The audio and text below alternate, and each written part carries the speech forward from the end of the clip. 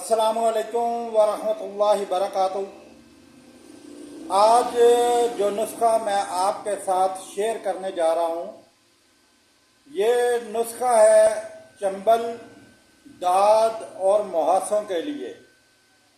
جن بندوں کو، عورتیں ہوں یا مرد ہوں، جن کو چنبل کے جو ہے وہ زخم بن جاتے ہیں، داد کا مسئلہ آتا ہے، یا مہاسے جو ہے وہ چہرے پہ آ جاتے ہیں، ان کے لیے آج میں آپ کو ایک مرہم بتاؤں گا۔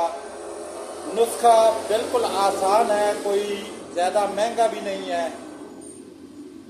آپ نے 100 گرام پیٹرولیم جیلی لے لینی ہے۔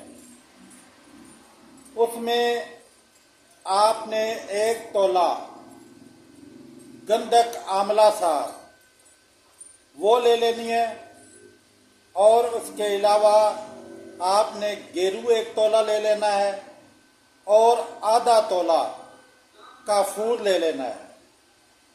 ان تینوں چیزوں کو اچھی طرح کوٹ کے باریک کر لیں، چھان لیں تاکہ صحیح جو ہے وہ باریک ہو جائے۔